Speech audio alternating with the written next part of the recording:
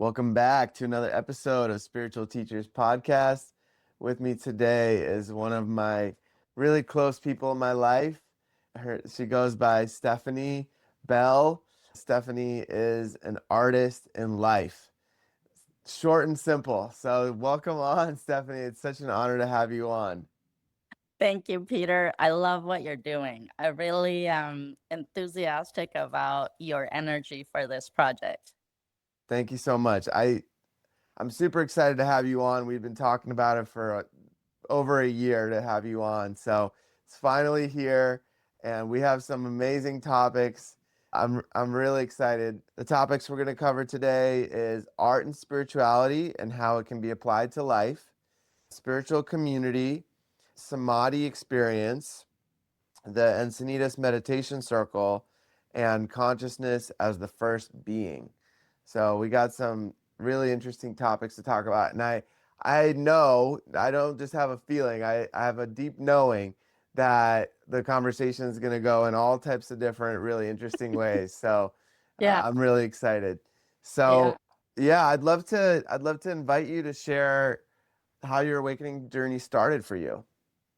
Well, so yes, really interesting. So probably in around 2012, I was living from the outside, a really typical, beautiful life. I feel like I've lived several lives in one, but mom to two kids, married to somebody that I love very much. And we'd been married since I was really young and living the American dream for certain. And the universe, God, whatever you want to call it, has a funny way of striking it down when you're too attached to things and you're ready to learn something really, really, really important. Yes. And so I knew it was coming. It's interesting. I'd painted about it. And this is what I mean. Painting is so important in my life. It's been with me since birth. And I was already painting about how women have to wake up to certain things well before Me Too movement. Painting about things that women have to wake up to.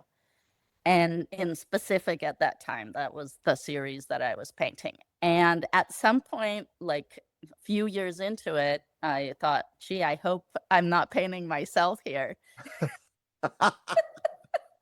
Because I'm like, why am I so obsessed with this subject matter? But sure enough, one day, all the lightning bolts came down and was like, the life that you thought you had is no longer. Like, Right. from one day to the next, like, your husband is gay and he's going to leave and you're going to have to figure things out. And I was like, I don't want that. I don't want that. But there was nothing that couldn't be done.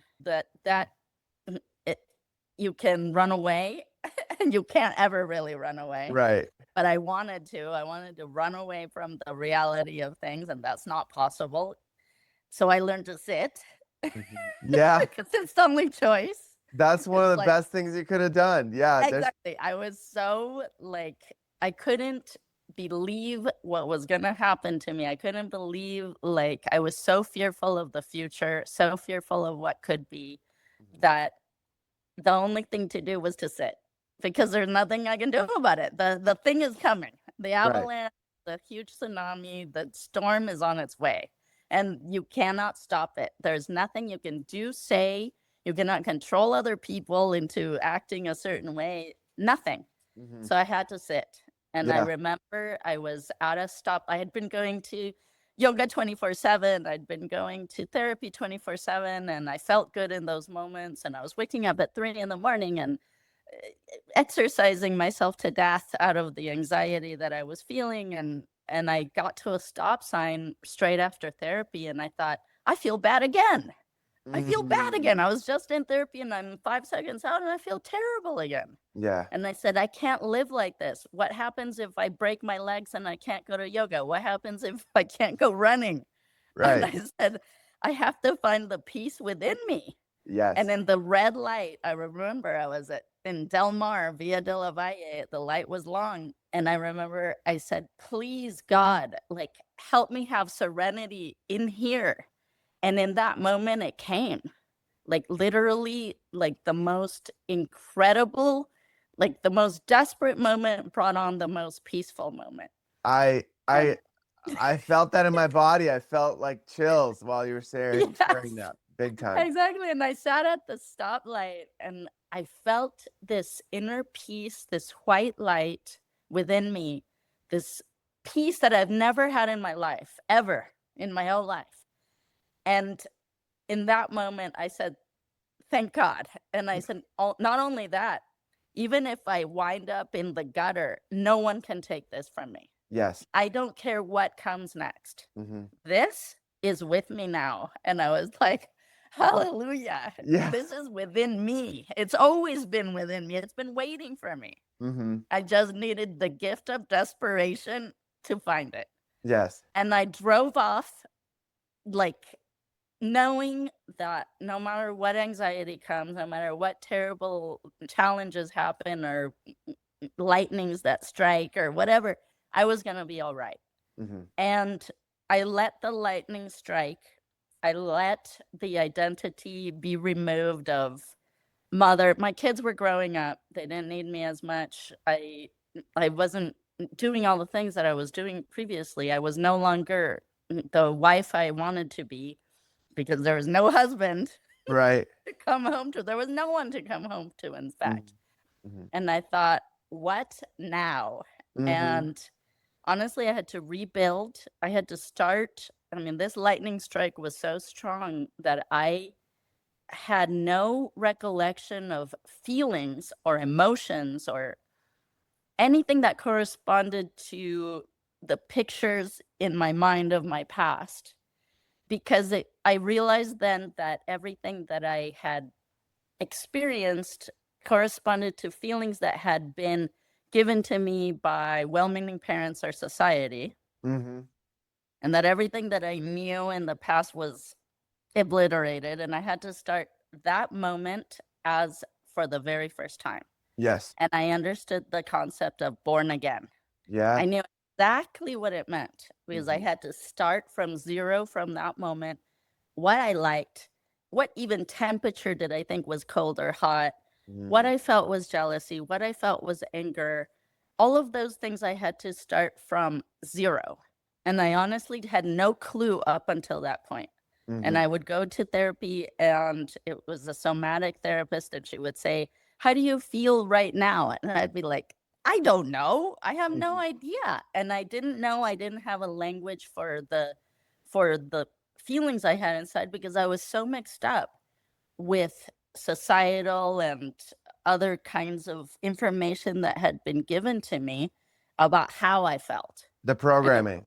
Till that moment that I actually started to feel. Yeah. And it was a gift. It was a beautiful gift. Mm-hmm. And then I thought, okay, what else is there in this amazing world to experience? I experienced everything, like from a child on up. And so I learned meditation, of course. Mm-hmm. I started realizing that painting is an instrument for really feeling and to really expressing my feelings, but also predictions.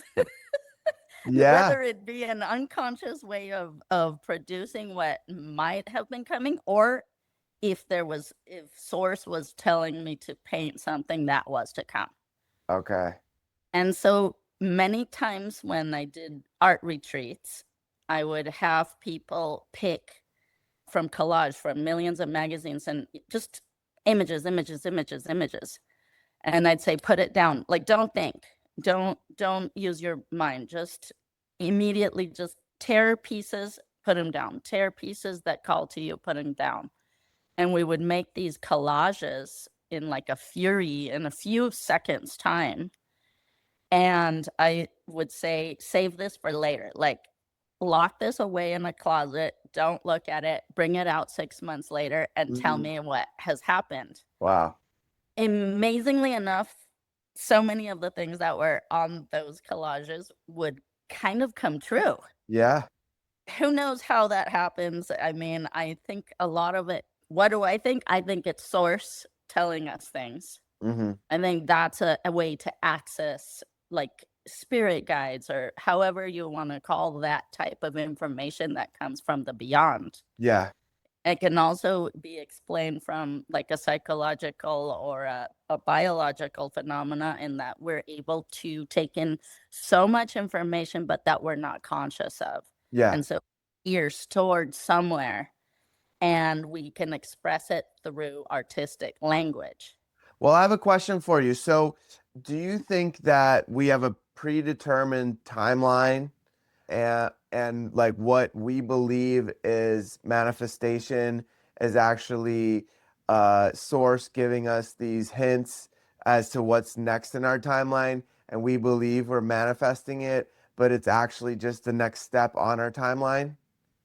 Well, I think it comes, listen, I'm going to say just what I believe. Yeah, I absolutely. believe we probably choose certain lessons that we want to learn when we come onto this earthly plane. Hmm. So this is in the making a long time Yeah. ago, Yeah. a long time ago, millennia in the making, and our ancestors play a part in it. Hmm.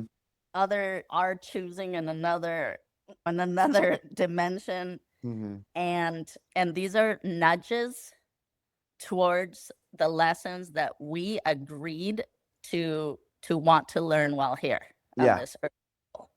And so it's just little nudges. I feel like we're cheating on a test, honestly, but you're in earth school and they're feeding you the answers, but they are. We are Yeah. feeding ourselves the answers. Hmm. These are the answers. We're distracted with so many things that go on here, so much energy and so many beautiful things to look at and hard things to look at. We're very distracted, but all the answers are there. We know it. We just have to quiet to remember the answers, to be nudged in art.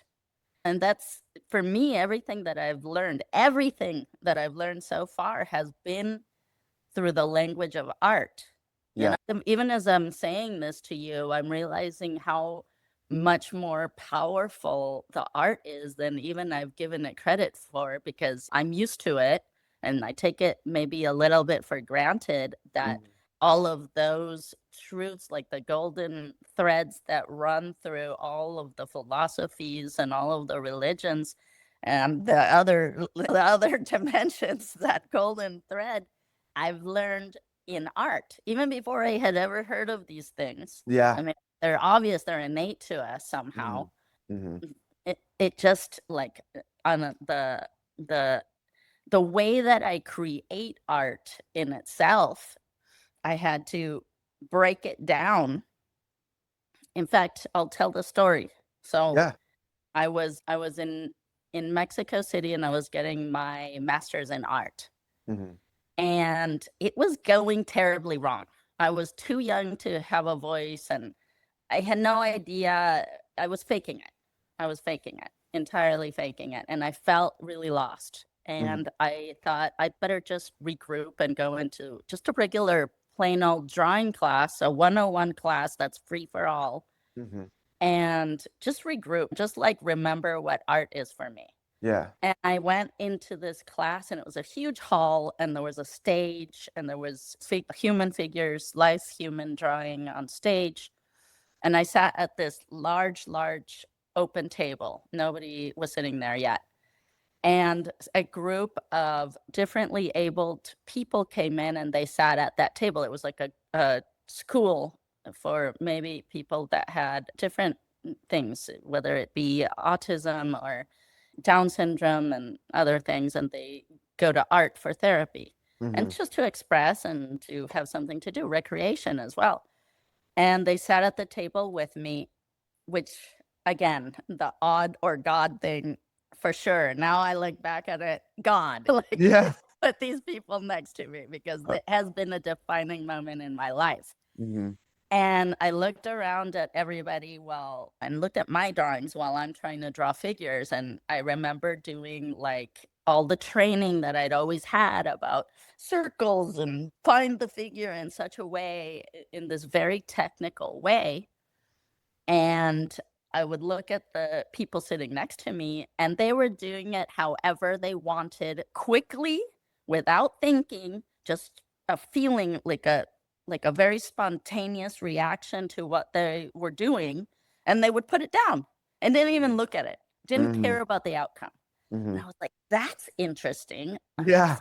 That's interesting. And I was looking at their drawings, and they had this quality of art that none of us had.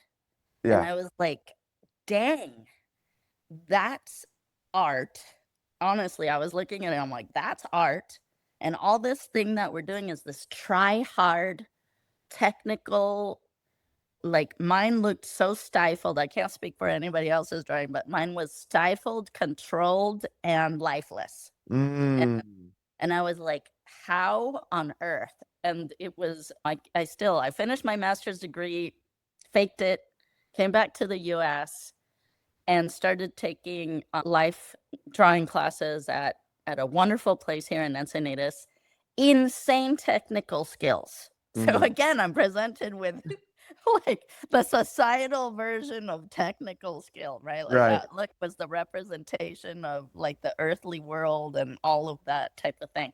Yeah. And they wanted you to go pick out the certain utensils, how to sharpen your pencil in the atelier, like the French atelier way of drawing, just completely European style. And it had to be done one way and one way only. And if you didn't do it that way, you're doing it wrong. And I got in there, and I was trying to do all of the skill. And at some point I was like, screw this. I'm so tired of this. Like, I'm so, like, just my soul was tired of doing it like this. And I was good. I'd been drawing all my life. I was good, but I just couldn't take it anymore. And I remember seeing like the student teacher so proud of his work. And for me, yeah, it was beautiful, but it was the most lifeless work I've ever seen in my life. I'm like, years and years just to get to this. I'm like, I can't do this anymore. And in that moment, I was like, screw it. Like, they're like, draw lightly at first. And I was like, I don't want to anymore. I'm going to draw dark. I'm tired. And I started to draw like how I wanted to, like from within, like this energy just came over me. And I was like, I'm drawing it however the hell I want to. And suddenly there was life in my drawings, instantly life. And I'm like, okay, now I'm going to try the skill way. Dead, boring, lifeless. I mean, of course you can arrive to it later and you give it your own touch and all that stuff, but immediately lifeless, stifled, controlled, try hard, all of the things. Not my work, someone else's. And then I would say, okay, now I'm going to try it my way. Life, full of life. And in fact, even these incredibly well-known professors, I mean, incredibly well-known professors of the area, they teach those classes. It's amazing that we have access to them, and we do. And they were coming around and looking at my drawings, and even they gave each other like a look like, do you see? Do you see? See what happens when you get out of the monkey mind? Seriously, they were like, now I caught a glimpse of what they were doing. They were looking at it, and I was like, I know. And so I started to do everything in life like that. And I kind of like, the analogy is like, if you play tennis, there's also a lot of skill involved. But at some point, you just feel like hitting the ball like so hard. And every now and again, you'll hit it right in the dead center of the sweet spot. In the sweet spot. And you hit a winner. Yeah, that's like flow state, right? Oh man, I'm getting chills because I've been a tennis player my whole life, and yeah, that feeling is amazing when you just hit that one spot, because one spot. Yeah, it doesn't like vibrate through your body. It's just it just perfectly, and it just spins, and oh man, it's the best. The co-creation, the connection of the two things at once, it just creates this beautiful feeling. Yeah. And that's how it felt to draw like how I wanted to, when I wanted, like how I knew. I love it. I knew as an artist to express. Yeah. Right or wrong, that's how I wanted to do it. Yeah. And And they'd be like, oh, sharpen the light pencil and this and that. I'm like, no, I'm using charcoal. I don't give a damn. I want the darkest charcoal on earth, and I'm going to hit it like how I want to. Yeah. Started to feel that sweet spot and that sweet spot. And I was like, damn, okay, wait a minute. Something's going on here. Art, you can see the effect of true expression immediately down on the canvas. You don't have to wait years to see the expression happen. You can see like that sweet spot happening, or the stifled controlled thing right in front of you in real time. Yeah. And I was like, okay, that's the answer to art. And Yeah. then I remembered, oh no, then I started studying Buddhism at that time. My mom gave me a few books on Buddhism, and I remember it hitting like, oof, what? How did I not know about this before? I even said to my mom, like, why didn't you give me these books like when I was like 1 year old? Why weren't we talking about this sooner? It just landed like, oof, like the perfect thing for me, like the perfect shawl. That's what it landed on me like. And then I realized what's happening here. This was applied Buddhism. Art was applied Buddhism. The thing of non-attachment to the outcome, the thing of not grasping so harshly, like with societal skills and all that control. I realized you can't grasp, or if you do grasp, you're suffering. You're gonna suffer. It's the inevitable truth. Yeah, it makes me think of the Tibetan monks when they work with the sand and then they just wipe it off, right? Exactly. Or when they draw with water on rocks Yes. and then it just evaporates. Exactly. Yeah. And around that time, you jog my memory, I went to this wedding in Mexico. It was in this beautiful hacienda in the middle of nowhere. And the woman who owned the hacienda was like, she was doing beautiful work of meditation and inviting monks all the time and all of this type of thing way back in the day. She'd been doing it since the 70s, 60s and 70s. She'd been doing this beautiful place with gorgeous energy. And there was a wedding there. And she invited the monks to do this gorgeous mandalas throughout the land. Wow. Who knows how long? Intricate colors, millions of mandalas on the path where we're walking. Wow. Like into the wedding. And I remember that was like the first time I'd heard that concept. And I remember thinking, oh my God, it's sand. And they've taken so long. And then, yeah, the monks explained it's so that we don't become attached. It's beautiful now, in this beautiful moment of now, but we can't hold on to it. It's not like we're going to put like cement over it or whatever. Right, right. Keep it forever. Resin or something, yeah. Yeah, that landed for me so beautifully too in that moment. And then I was able to also understand like that artistic expression, all artistic expression is about the moment and not about the outcome. Yeah. All of these truths were starting to come to me again. No, nothing is a coincidence, right? Right. And it leads me up to the moment of 2012 when lightning struck all my identities down. And really, it's just identities. As I look back, it's not such a big deal. So that moment, I'm really curious about that because yeah, when you say lightning struck you, right? Was yeah. there physically anything that happened? Like, did the sky open up and like light shine down, or was there like an energy, No, like a Kundalini energy shooting up, or anything like no. that? Just literal the thing of like all the life I knew up until that moment was removed. Okay. When Okay. Yeah. my husband was gay and he's leaving us and all that stuff. I mean, Yeah. that's the lightning. It just Yeah. like removed every part of me entirely. Like Right. anything that and built up in identity removed, like in one solid go. Right. In that moment when I'm doing art furiously, and I thought I can choose to do life because we still had a lot of things that we still had kids. We still had to work things out. I still love this person. He's my partner. He's my partner in life. Is like, he's my brother. Yeah. And I was like, how do I go about this? I so pained, so much pain that I didn't know how I could survive it. Like my physical body was in so much pain. And so I just thought, I'm going to do how I do life, because I have no other answer right now. I have no way of knowing how to do life from now on. But the only thing I do know is art. And I know how it's happened in art. Like I've seen success of what is true expression. And that's through knowing deep within me, like there's like a loving force running through within me and putting it down onto the material world. And I thought, love versus fear. This is what it's all about. Yeah. Love, fear the whole way. Huge And lesson so, right there. Another yes, one. huge lesson. Yeah. And as I was doing art, this is my practice ground. I'm like, here's my safe space to practice love versus fear.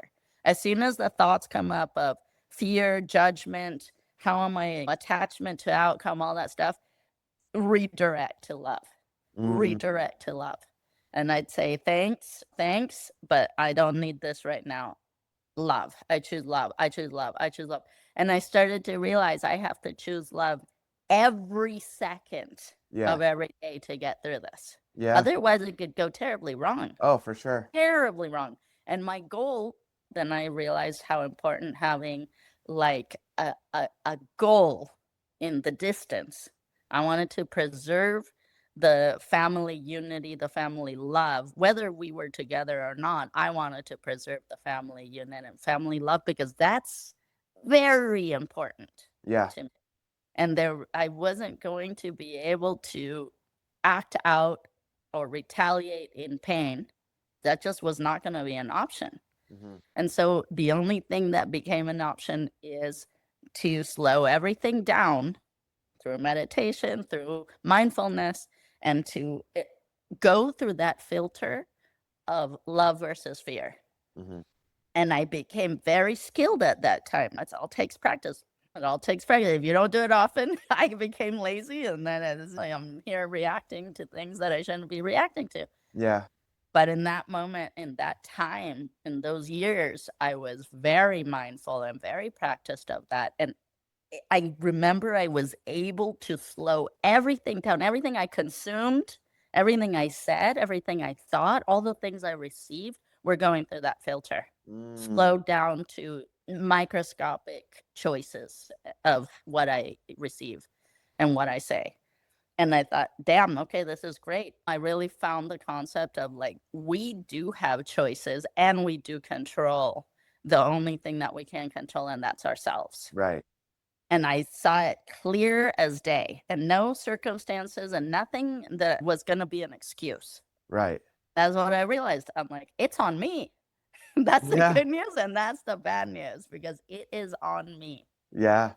But mostly, this is the most incredible news, because I'm not at the mercy of anyone or anything. Right. Thank God. Thank God. And Yeah. I did everything in my power for many years like that, until one day I saw the product of those choices. We were celebrating our birthdays, my ex-husband's birthday, my birthday, my kid's birthday. Rob, my partner, was with me. Alberto's partner was with him. And I always cry about this, because it was like the mirror had smiled back. Like I'd been smiling, and it took many years, and the mirror smiled back at me. Oh, I love that. And I was like, I did it. Like literally, like I did it. And it was such a beautiful moment, like that I had chosen love over fear for so many years, and it worked. Yeah. It worked. Yeah. And it's one of my most important accomplishments. Yeah. And yeah, there was a lot that happened all in between there. Yeah. Yeah. Well, I'm really curious, what kind of meditations did you find and techniques that you were using? And by the way, thank you so much for sharing that and being vulnerable, because I can feel that, and I've known you for several years now, and I know your heart, and I met you when you were already with Rob, your new Yeah. partner, and I'm close with Yeah. your sons, and I've met your ex-husband, Yeah. and so it's really beautiful to have met you already in embodying that and living Yeah. that truth of just being this beam of light. So Yeah. and it's important for people to hear how Mhm. important it is to choose love every moment, and Choose love. those thoughts and those judgments and those fears and anxieties that everyone that I know of has experienced that, at least in glimpses, right? Yeah. And Of then course. like continuing to make that commitment to self, to Yeah. be better, Commitment. to clear that energy, to clear those programs, and to Yes. reprogram, and then choose love, and then slow down and Slow down. sit with it, instead And of, there's millions of distractions nowadays, millions. and Millions. if you want to, you can do anything to distract yourself, but really sitting with it, that's the deeper work. And then finding that forgiveness, finding that love, Yeah. finding compassion for those that Yes. may have Compassion. hurt us or given us these experiences that we're all part of the journey, that which wouldn't be the person we are if we hadn't had those experiences as individuals. 100%. Yeah. And I think that key was to sit in silence and just quiet everything down and receive messages, honestly. And at that time I didn't see those messages like how I see them now. I really do see them as messages from somebody who, entities or the universe or the universal mind or the conscious mind, that is sending me messages about my path, Hmm. about the things that we're here to learn. And it was almost instant. If I was starting to spiral, I'd sit in meditation, and after a few minutes of meditation, well, yoga and meditation, the answers were very clear. Don't control. Was a big one that would come there. The You're big one. controlling. Uh, Thank you for the reminder. Okay. You're grasping. Thank you for the reminder. Again, uh, that's a form of control. Basically, that's it. And then the main one that would come through all the time: just love. Just love. Have yeah. compassion. Uh, Like, these were the messages. yeah. And they would come in a one-word form, very loud and clear, and I'd be like, immediately it would just calm me down and come back to basics and simplify life. It can be we can make it very complicated. Yeah. It's not even that it is we can make it very Right. complicated. Right. And it would just come back to simplification. Mm. And then one day I was walking down Encinitas. Actually, I was in Encinitas, and I'm on the corner of D Street and the 101. Which is This San was Diego, which is outside San Diego for the listeners around Yes, the world. Yep. exactly. And this was before I had met Rob. Hmm. And I remember walking on the street and going like this to myself, damn, I've really done a lot. Look at me. Like this. Look at you. Like, Uh-huh. you've done so much. You're a genius. Like this. And the voice came in my head in that moment. Like, must be a spirit guide, but that I don't know or whatever, but always comes into when I really need it, Hmm. and said it loud as can be. Oh, really? You're such hot shit? Where's your partner, bitch? Like this. Oh, wow. And I was like, what? Yeah. That humbled you Shit, real quick. that's true. He's like, I thought you said you wanted your life partner. Where is he? Right. Like, Right. back, you're right. Right. So I walked around the corner and I was like, but how do I get it? Like, how do I get it now? How do I translate all this like amazing stuff I've learned to finding that thing that I find to be so important for me to find on this plane, right? Hmm.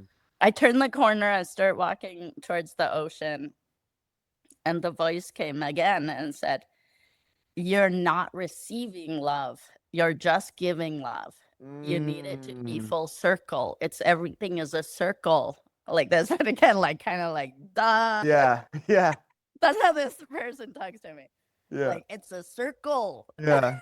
It's Yeah. like, and are all of your, I mean, the spirit or the message didn't say chakras, but it said, are all of your things aligned? Like, is your spirituality aligned? Is your sexuality aligned? Is your emotional life aligned? Is your all of those things, are they aligned in the same thing yet? Yeah.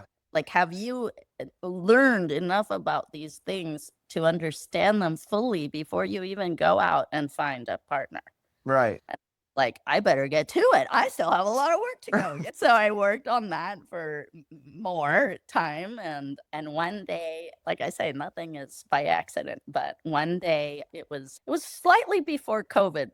And a few friends who had been in this, I don't want to say where they had been learning their techniques, but they'd been going to this like school of study that a lot of people in this area love to go to.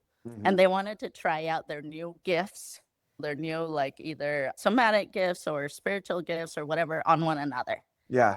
And so they came over to my house in Rancho Santa Fe, and we laid out beautiful carpets and all this thing and the grass, and we practiced. We only got to one modality because this very gifted person had a lot of things to tell us. We started early in the morning, and 7 hours into this thing, we'd been meditating on all this incredibly like beautiful techniques about understanding ourselves, about seeing each other fully, about we wrestled with a lot of emotional things, but the thing that kept happening over and over again in between each exercise, we'd join hands in meditation. Oh, wow. And it was very powerful. All these people, very powerful meditation practitioners, as well as spiritual practitioners, holding hands with these people was like, oof, like, oof. It was immediately like this very intense meditation. And I remember every time we would hold hands, and our focus was very deep, 7 hours in, very deep. My body was hurting. We'd been standing. This meditation was standing. Oh, wow. Yeah. And my body was hurting, my lower back, my legs, my feet, everything. But every time we would hold hands, I'd feel this buoyancy, this lightness. And I started to think, whoa, this is some serious. Now I see how people can sit in meditation or do whatever form of meditation for hours on end. Yeah. If you're focused, you're not feeling your body. Mm-hmm. And so we kept holding hands. And the last exercise was that each of us would take turns going in the center of this really powerful circle. And we'd say to each other our essences, what we saw as their essence. Oh, I love it. Been with this group for all day long, and we knew each other and all that. So, but this was different. We could really feel each person's essence in that moment, like true essence. Yeah. And it was beautiful, beautiful. And then it came time for me to go in the center of the circle. And I was like, no expectations, whatever happens, happens, Right. But I was feeling so just, wow, so focused in this beautiful meditation. I went in the circle, and I just like I stood with my eyes open. I laid my hands out like to receive this. I wanted to be open, to be seen. And in that moment, it was so wild, Peter. This is my somatic experience. So That's what I was going to ask you about next. this is where it is. So in that moment, it just like the voice came and just said, just allow to be seen, be open-hearted, you're safe, allow to be seen. And I'd been working on a series of art that no one had seen. And it was all about all this stuff that had happened to me since 2012. And this was probably about 2018 or 2019 or so. I'd been working on this series for that amount of time. And every time I would sit to paint this series, the words infinite, boundless freedom. And in fact, I wrote so much about infinite and boundless freedom, Wow. what it meant to me. And no one had heard this title of the series. I mean, that's why I ended up calling the series. No, I had not shown it to anybody. I'd never uttered these words to anybody. And then I'm standing in the middle of this circle, and the first words that come from 3 different people is infinite, boundless, free, like Whoa. describing my essence. Wow. And then I was like, what? I Oh, can't wow. believe it. So I thought, okay, this is real. I'm like, Yeah. I am being seen. Like, this is the definition of being seen. Like, this is being seen at my essence. This isn't just like some exterior thing. They're seeing my essence. Yeah. And I said, if there's ever a time to receive full love, like in a circle, how I'm supposed to, it's now. Yeah. And in the moment, like, the voice came and it was like, drop your guards. And I was like, I will. And I was like this. And I felt the guards drop. It's so strange. It's like on a cellular level. Like Mhm. every single cell of my body, every single atom of my body, every single space of my body dropped guards. I could see it, I could feel it. And there was nothing preventing love from coming in. Uh-huh. I said, allow these people to love you. Yeah. And in that moment, it was like I stuck my hand into the electric socket, and oof, I just, something happened where I was looking out in my backyard and I have all these eucalyptus trees. And I could see myself dissolving into the whole background, into the eucalyptus trees. Everything became white golden light. Wow. I couldn't see anything but white golden light. Mhm. And everything was sparkly gold. It sounds so corny as I'm explaining it, No, but not at all. I think it sounds amazing. yeah, I mean, it's just so hard to explain, but yes, this is what was happening. I disintegrated into the trees. I became one with the trees, One with the all. one with the all. And well, this is where it's going. And in that moment, I was like, wow, I have no body. And I Right. was like, I'm nobody. I'm nobody. I understand the concept. Like in that moment, it like occurred to me, like Yeah. all this Eastern philosophy of nobody. And I was like, I get it. I'm nobody. I'm nobody. I'm nobody. I was so excited in that moment. And I was feeling at the same time the most amount of bliss and love and just this euphoria that is inexplicable. It's Wow. something that I've never felt before and can never duplicate. The most bliss and love and beauty and perfection that could ever happen. Wow. And I found myself in this beautiful white, golden, shimmery light. And I was one with all was one with me. And I knew all, and all knew me. Mhm. And I was like, wow. In that moment, it was the most beautiful, perfect moment. And the lessons were there. It was so obvious in that moment. Like, it was either a voice or just the knowledge. Is that the knowledge that what I'm here to do or what we're here to do in that moment is that we're here to lower the guards and learn love and learn how to allow love to come into that level of depth. And that was so mind-blowingly, so monumental and so incredible that I looked down like on my life in that moment, like on the earthly plane, and I remembered all the pain I had had over the past years. And it seemed like inconsequential. Mhm. I looked down on it like a rag on the ground, and I was like, it's nothing. It's Right. just the anchor to the earthly plane. It's just my body anchored to the earthly plane, and that's fine. We live there and all that, but it just felt like nothing compared to this. Wow. Like, this is it. Right. This is it. That's how I felt in that moment. And that was something, but it's just nothing Like a compared to that. drop of water in a bucket. Like a rag on the ground. Yeah. Like Yeah. a literal rag on the ground. And I was like, and that's fine. And that's fine. I understand that this is the ultimate, and we are here to learn that. We're here to learn that we're more than just that pain, just that experience. We're much more than that. And then like I understood the full circle effect of it. I understood that it's so interesting. Like, we're born, we have pain almost immediately. We have the feeling of separateness. I could see it. We had the feeling of separateness.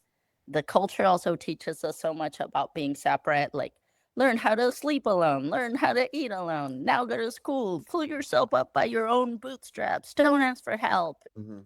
Guards, pulling up guards on every form of the body and of the soul, just like on cellular level. Guard. And the solution, so hard. The solution, so easy. Love. But it's trust to pull down these guards is something that we have to learn. Yeah. Trusting ourselves. And that's what I learned in that moment too. It's not trusting others to not do us harm. It's trusting myself that I'm going to keep myself safe. Yeah. And that I am supported, and that I am love, and that there's nothing that can take that away from me. Yeah. I am this. I am love. No one can take that from me. And so it's easy that it's easy to understand this now that I've had this thing. It's not so easy for others who haven't had this. Yeah. So for now, looking back on it, it was more of what they describe as a samadhi experience, right? Yeah. And I didn't know what had happened, honestly. Yeah. In the moment, I thought we were just doing this exercise and everybody was feeling this. And I came back down to earth and I was saying to the ladies, what was this? What is this energy? Oh my God, how can we go back there again? Let's do this tomorrow. And every day, why not? And they were just like, yeah, it was all right. Like that. And I was like, wait a minute, they're not as excited about this as I am? How? Like, I just experienced the most incredible thing of my life. How are they not so excited? And then as everybody left and went home, I realized I must have been the only one that had this. And so I went to sleep that night and I was like, damn, what did I have? Like, what happened to me? I had no idea whatsoever what had happened to me. And then a few weeks later, I still couldn't stop thinking about this, of course. When I was in my meditation, I was like, how do I go back to this incredible feeling? And I remember going to sleep and thinking, I wonder who can help me understand what this is. I went to sleep, and in my dream, I was dreaming that same thing of like, who can I talk to that can help me understand? And I remembered a religion professor of mine, had written many books and knew all about all religions of the world, but special emphasis on Eastern religions, Buddhism, Hinduism. He was a yoga practitioner, all this. And I thought, wow, I would love to contact him. I wonder how I can get a hold of him. And then again, the voice in my dream came back and is like, you already are, you dummy. Like, I'm telling you, my voice, my spirit guide or whatever the voice is not like gentle. It was straight to the point. Yeah. You already are, you dummy. I was like, oh. So the next day I wake up and I take a look at my phone, and in my Instagram messages was a message from the professor. Wow. And he wrote to me, he's like, hi. Well, because here we were at Maricosta College, and I was the only other person of like the same age as him. And so we kind of became friends. So, and we talked about things, religion and philosophies and all that kind of thing. So of course, we had some contact. And he said, hey, Stephanie, I just wanted to reach out to you because I just wrote a book. I think you'll like it. and it was about near-death experiences and the lessons that we learn on the other side. Perfect transition right here again. Perfect. I mean, could it be? I was stunned. Of course, I was like, "What? No Uh-huh. way! I cannot believe he contacted me, and this is the book." So I said, "Send it over immediately." Like, Yeah. and of course, I read it, and I was like, "What?" And I told him, I said, "Listen, I had something happen to me," and I described the whole thing, and he was like, Samadhi experience. Mm-hmm. And I Mm-hmm. was like, "Oh," so I'm doing tons of research, and I'm like, "Oh, for those who are well practiced, they have this kind of thing all the time. Oh, Yeah. how cool. How Yeah. good of them to practice so much that they can have this all the time." Right. And I was like, "Damn, that's really cool." Anyways, it helped. It was like a before and after. It was like a Anno Domini and like a BC and an AD for me. Like Uh-huh. before Christ and after. Right, And right. so that experience was the most powerful thing of my life, for sure. And shortly thereafter, I meditated and I did whatever I needed to do to meet my life partner, and I found Rob. Amazing. Amazing. Amazing. Oh, wow. Yeah, that's super profound. There's not so many people that have that experience in this lifetime, and it's a true blessing and honor, Bless, and an what a honor, beautiful experience. an honor, and especially a lot of people, a lot of people have near death experiences to have this. Yeah. Yeah, let's talk about that. Let's talk about that. So let's start out by, I'm really curious, do you remember what were your takeaways from his book? Like your first introduction to NDEs. So again, the things that run through all the truths, love. Right. First and foremost, love Yeah. more than anything. And that, yeah, we're here to on our path with some lessons that we can only learn here. Yeah. We can only form families here. We can only have this type of relationships here. And that it's an honor also to be here. It's also a huge, beautiful moment in time to be here. Yeah. And we should pay attention to be in awareness of what we're here for, and to just love, and to Right. appreciate and love and find the beauty in things. I mean, love Yeah. first and foremost. Well, did he describe anything in the book about what happens after you die? He likes to keep it, doesn't want to venture out into consciousness existing outside of the body per se, but obviously Okay. that's what this is.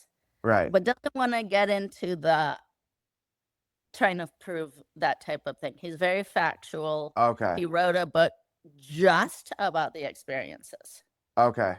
Awesome. because hinting at that is what's going on.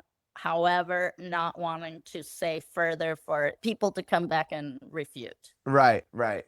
Yeah. Okay, so Yeah. from there, I know recently you've been really diving into a lot of NDE videos, and NDE stands for near death experiences. And these are experiences when people die like in the hospital, and then they leave their body and they're clinically dead for X amount of time, and then they come back and they come back to life. Yeah.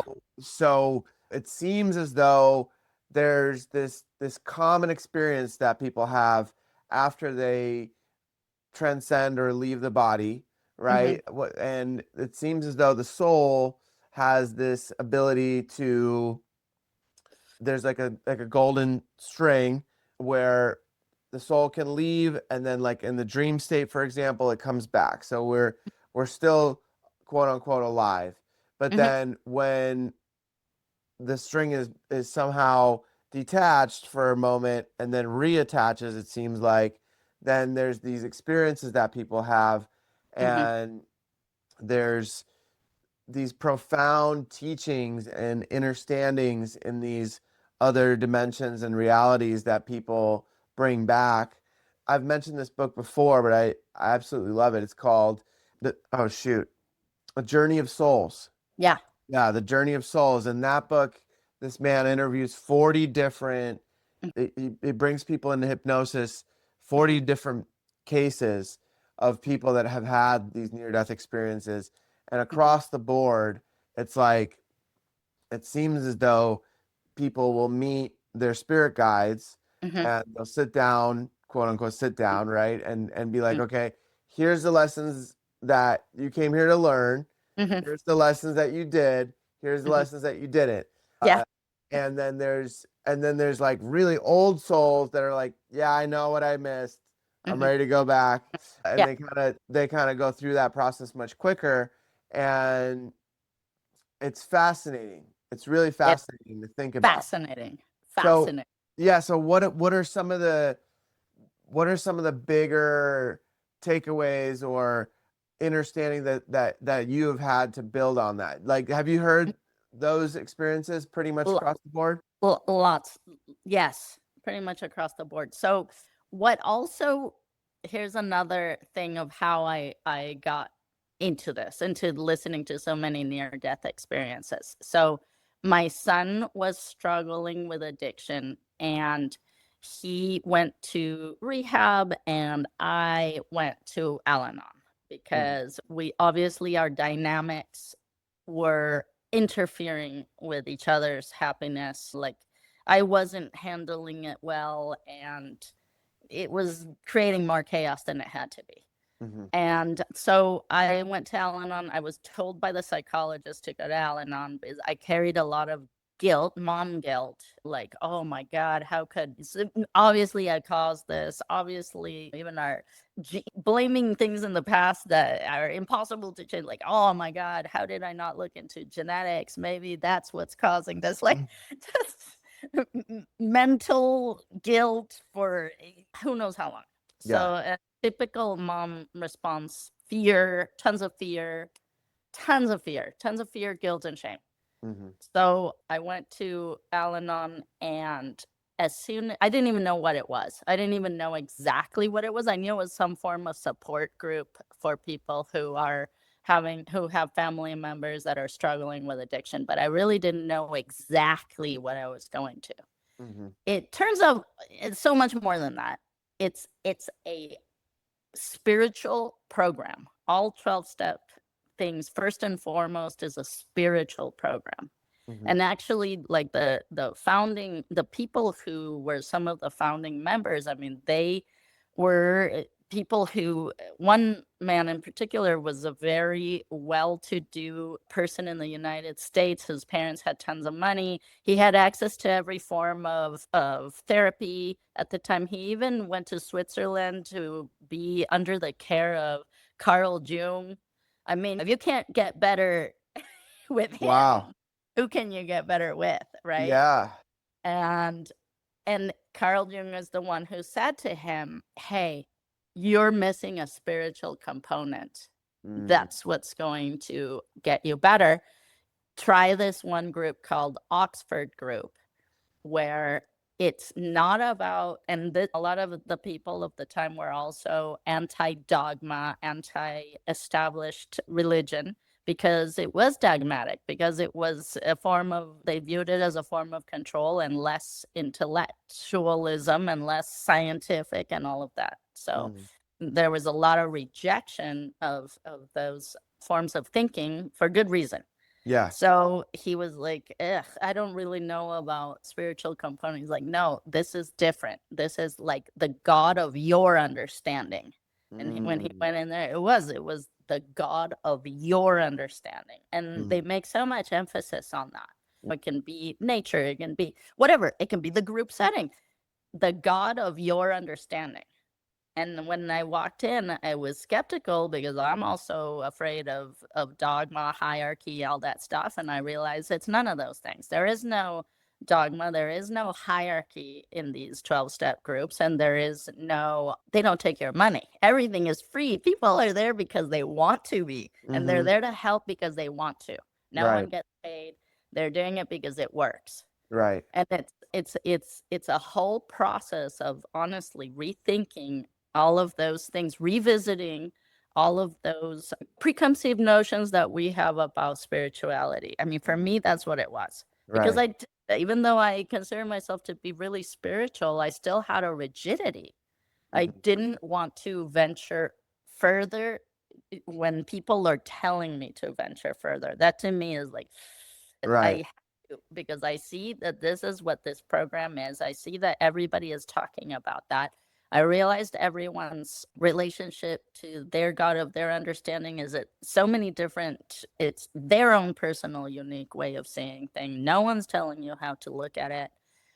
And it happens to embody the golden thread of love, non-interference, not grasping for the outcome, all of those things that I love in Buddhism and Eastern religions. Mhm. It was there. So I Right. was like, okay, I can get into this. Let me see how it goes. Yeah.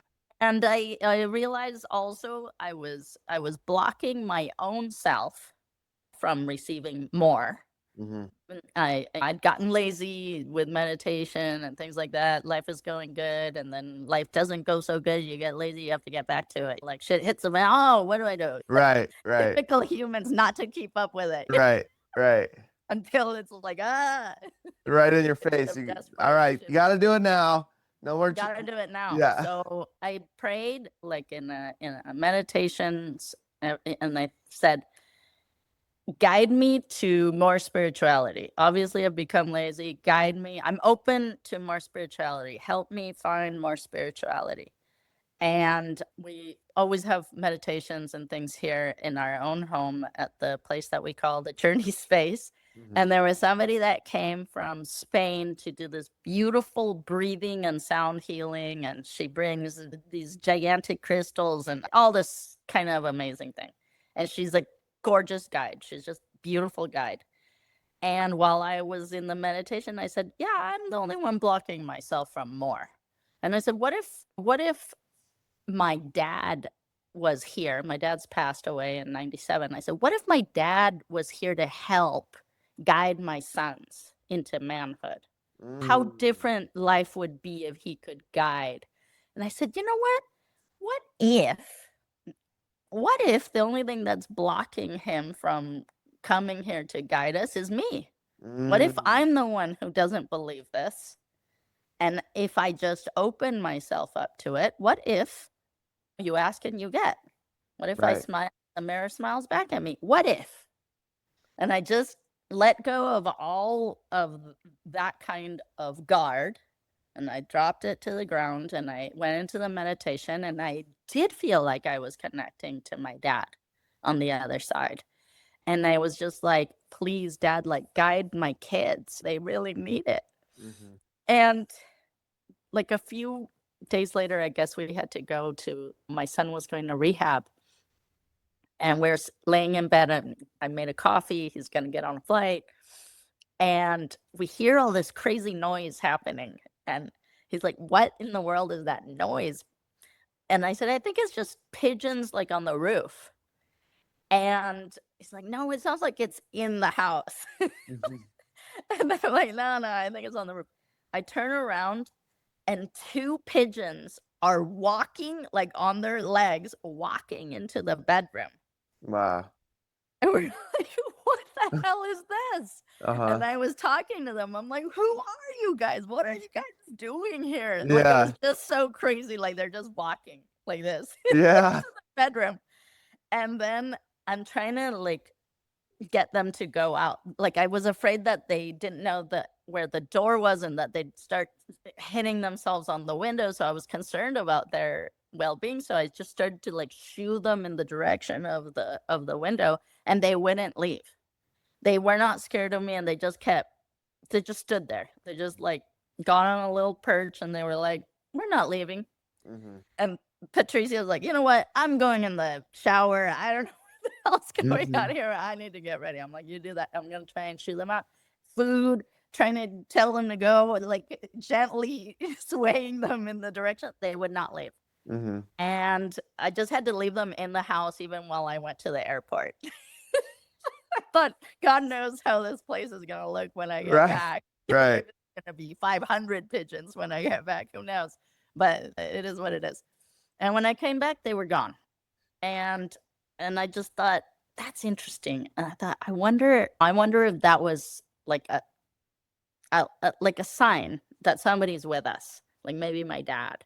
And I Yeah. texted my sister-in-law, who believes she's very connected to all that kind of thing. And as soon as I told her the story, she's like, grandparents, it's grandparents. Like, that's what she Mm, knew. I hadn't told her about my dad or anything. She just mm. knew right away. She's like, grandparents.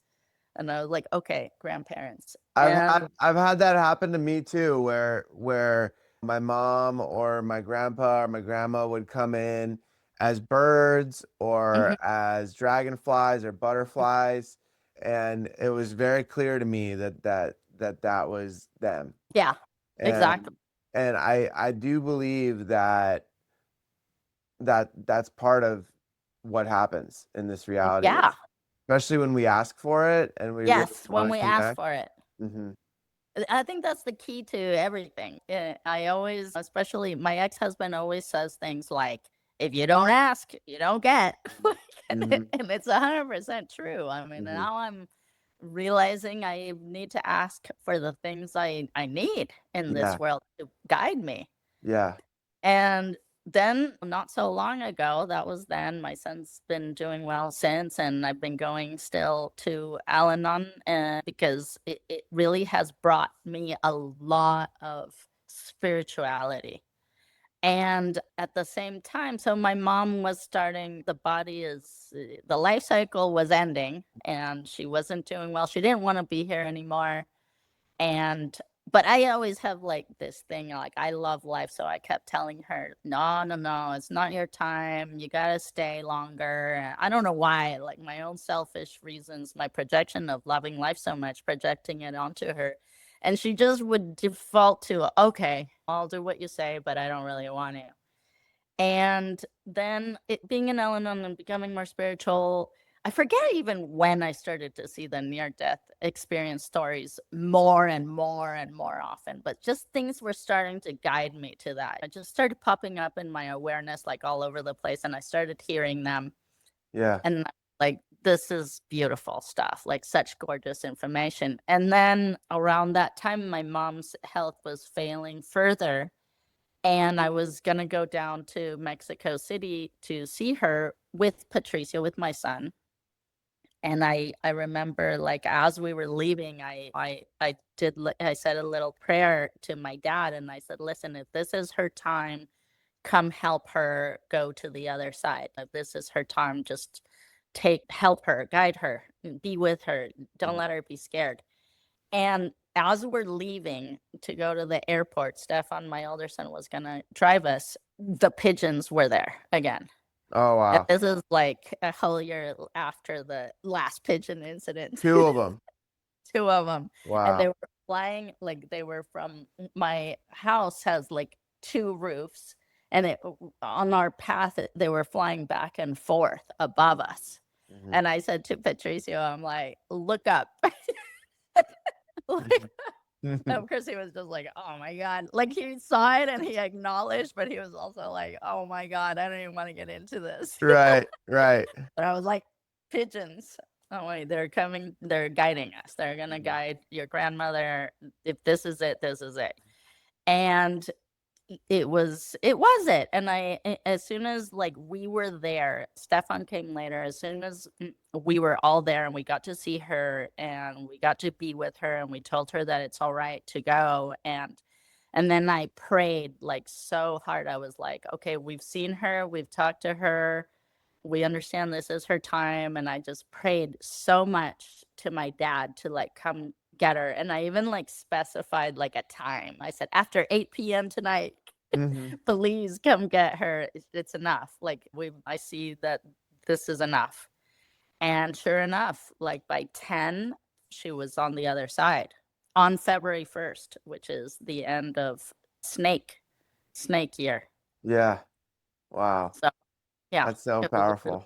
it was powerful. It was very powerful and very beautiful. And then I thought, well, there's nothing else to do but look at near death experience Ye- stories. Yeah. constantly. Right. But and I think what's important to share, because we've Yeah. had this conversation in private, where I think for myself and for you, the passing of our mom Hmm. was very different than for most people, Yeah. right? For me, my mom was paralyzed for 5 years, Hmm. and so she was suffering. She was Yeah. every day wanting to Yeah. leave. She couldn't move her legs. She was Yeah. paralyzed from the chest down.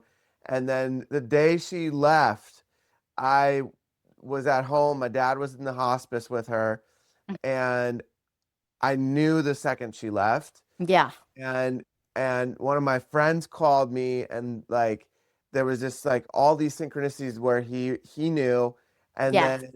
then I sat down, and as she passed, she came, like her Hmm. spirit came and sat with me in Yeah. meditation, and she was so exuberantly happy and Yeah. overflowing with joy, with just being able to be free again, Yeah. and to Yes. move, and to just like she was just her spirit was just so happy. Yeah. And at that time I had learned how to help spirits cross over. Hmm. And I had spoken with my Reiki master and with other teachers I had at the time, and they were like, okay, this is what you do. And so I helped her spirit cross over.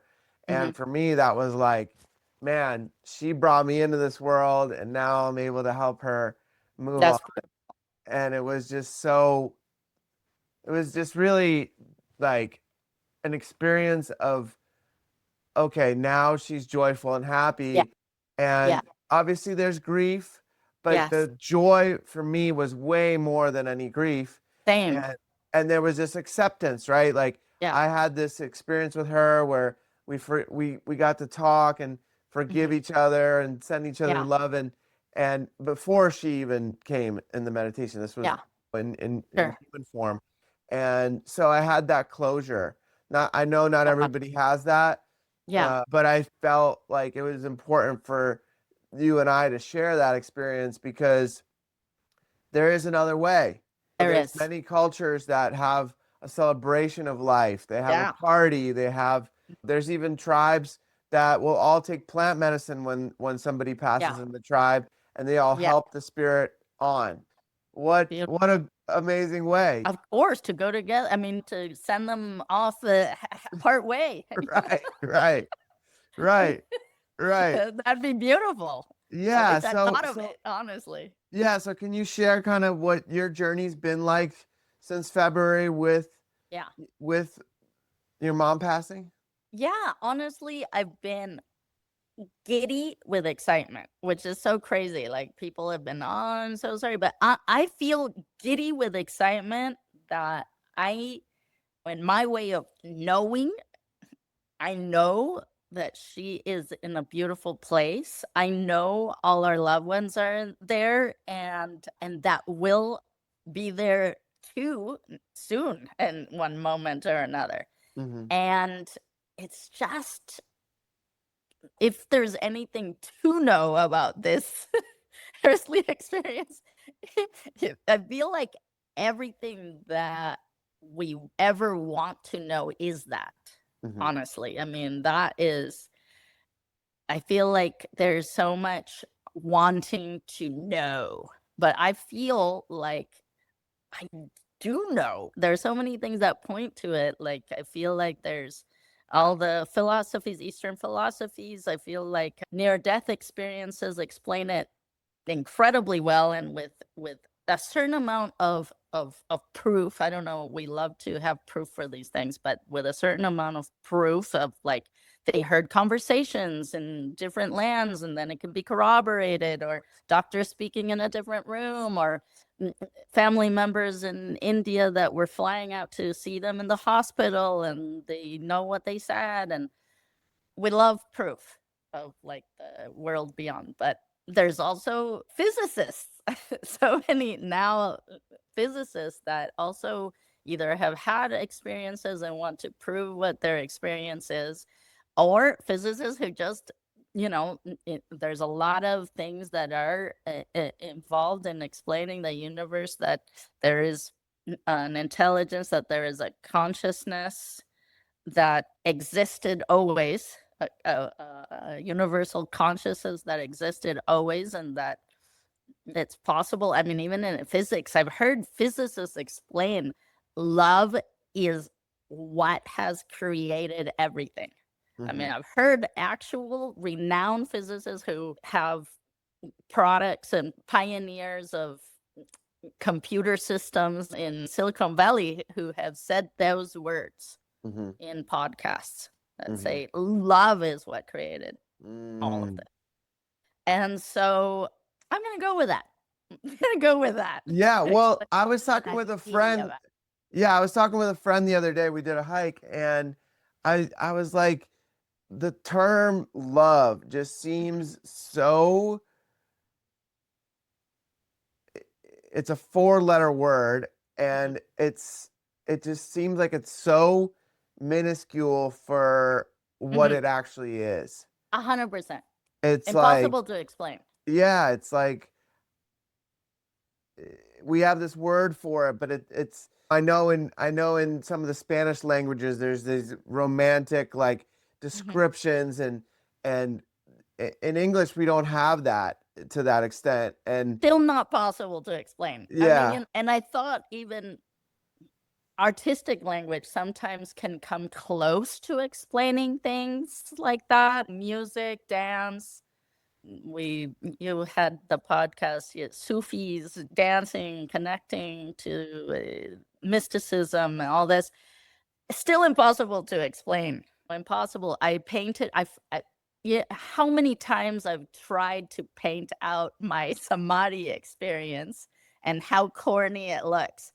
The latest painting that I'm doing is that, and I don't care if it looks corny. Like, I'm Doesn't just gonna matter. go with it. It's Yeah. the closest I can do to express it.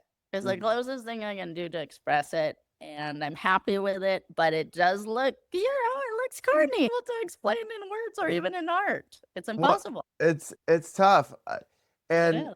I think I just want to add a piece that my journey started in 2012 too, and art was what took me out of that like really depressed state, because I was able to put it all on a canvas and on different canvases and just express. Like, I remember I was deeply heartbroken, and I had this painting that I did that I called "My Heart Only Bleeds for You." Yeah, And that's beautiful. it was just this little heart on this giant canvas, and this heart was just like bursting out with like blues and reds, and it just like it was the closest thing I could do to like express that in that moment. Yeah, exactly. And it's a big canvas, right? Yeah. And I don't know, maybe like 3 feet by 4.5 or 5 feet, and just like just this explosion. And but the art, like just putting all that energy into it, and just really like pouring my heart into these pieces without any expectations of does it look nice or who's gonna see it. No. Just letting it in. It was it was exactly what I needed, better than any conversations I had with anyone, better than any therapy.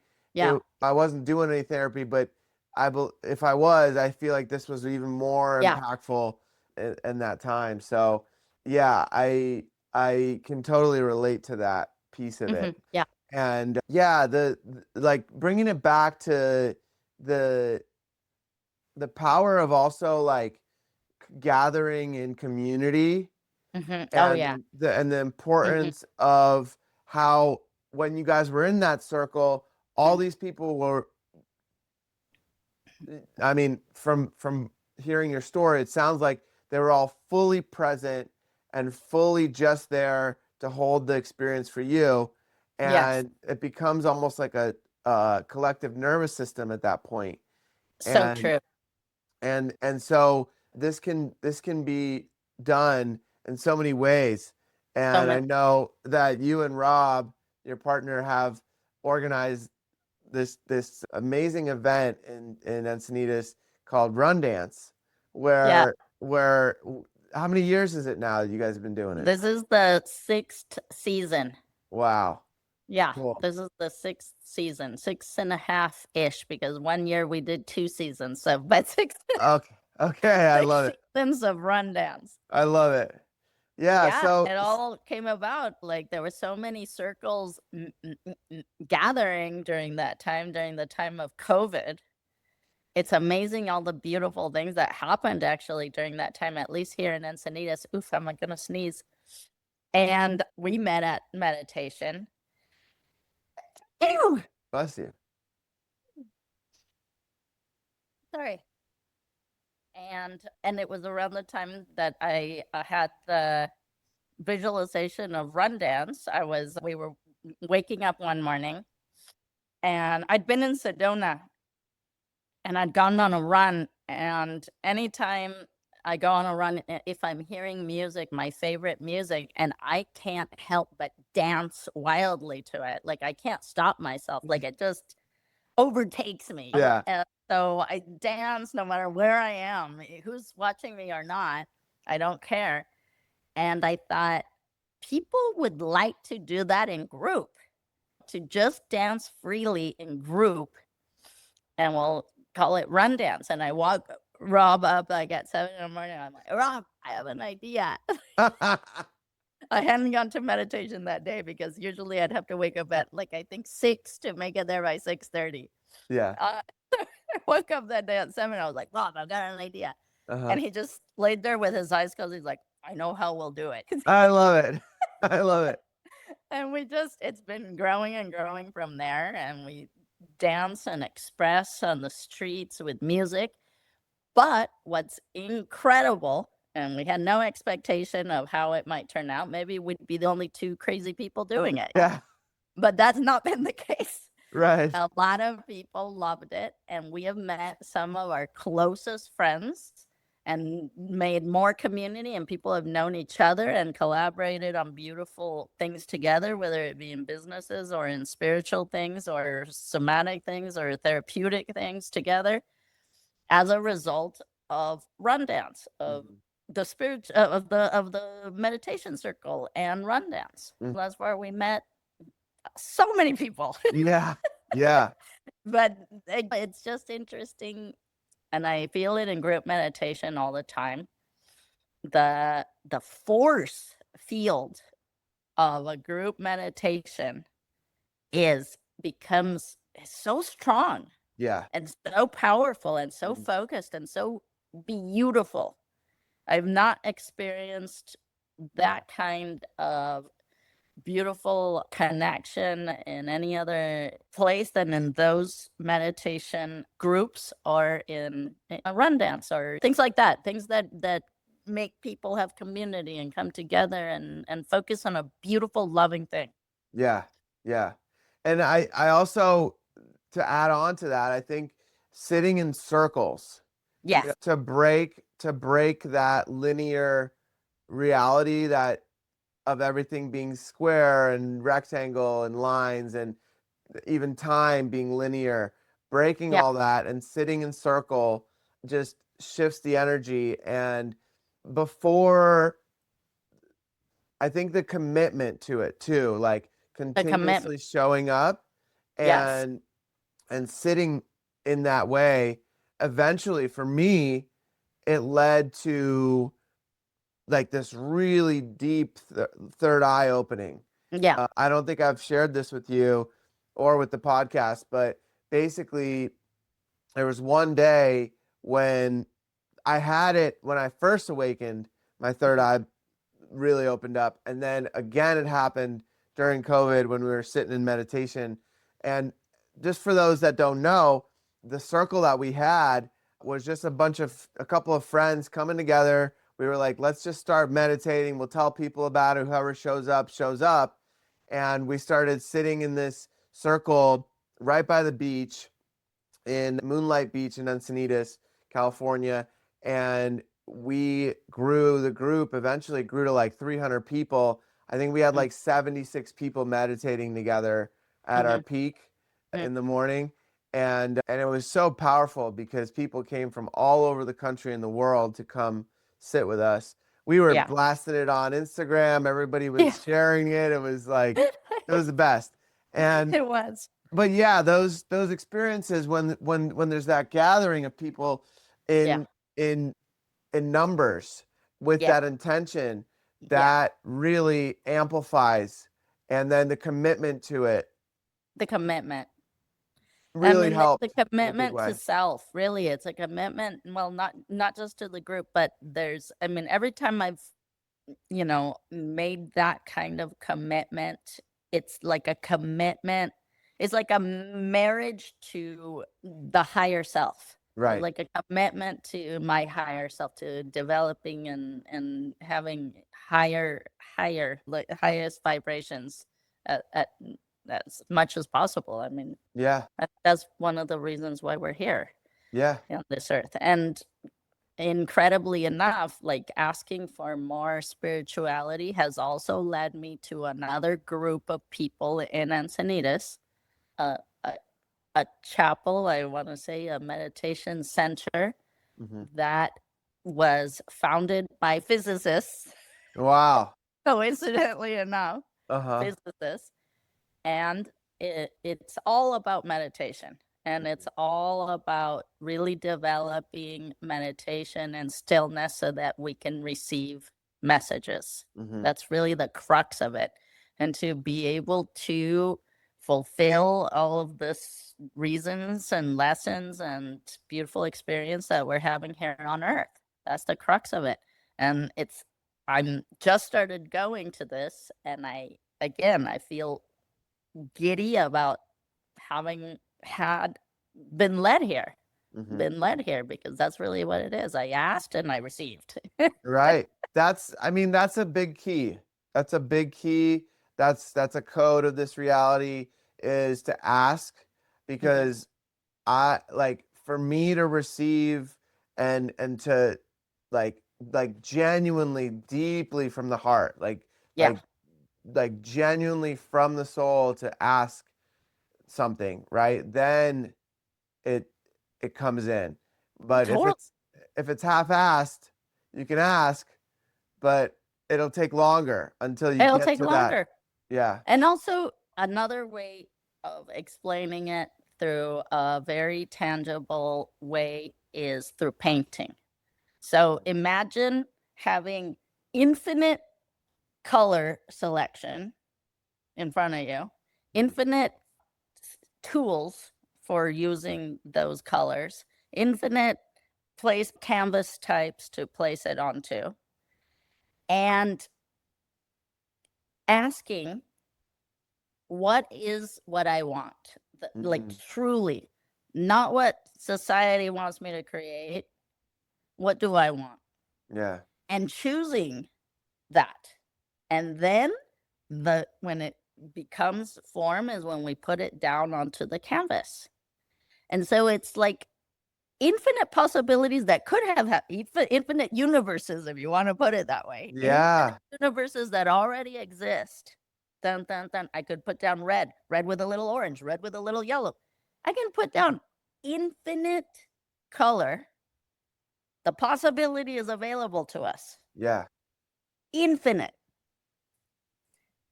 But I chose blue I or love it. whatever. I love this That's, perspective. Yeah. yeah, that's a form of manifestation. Yeah. I really felt into myself. I want this one particular blue, and I chose it and I put it down and it came to existence. Right. That's a form of manifesting Yeah. out of infinite possibility. I And we love can to use that I love to in play life. with it. I love to play Yes. with manifestation too. Sometimes I'll play with the thrift store like that, Yeah. where I'll the thrift store can have infinite items Yeah. there, And Yeah. so I'll think of something very specific. Yeah. And then another key is to let it go. Yes. To That say it is. and how it's going to come in, to let it Yeah. go and have full Exactly. trust that it's coming, and then let it Yes. go. And then Exactly. not even think about it anymore because you already know that it's Exactly. there. Yeah. And I love to experiment with this because so many times I'll go to the thrift store and then it'll be there. Yeah. Exactly. Or I'll forget about it so much that I'll go like a week later or 2 weeks Yeah. later, and I'll be like, Mhm. oh, there it is. You know? Divine timing. Yeah. Yeah, it's the best. It's the best. Well, Stephanie, it's been such an honor to have you on today. Thank You're always welcome back on the podcast. thank you. I had such a blast talking with you, Me too. and I think we got really deep into some really profound, like, downloads and insights Mhm. that for the people that really want to hear it, Yeah. those little pieces of the puzzle are key. So Yeah. yeah, so thank you so much. I'm so blessed to have you in Thank my life, So and blessed. Me too. until Likewise. next time, I love you so much. Love you so much.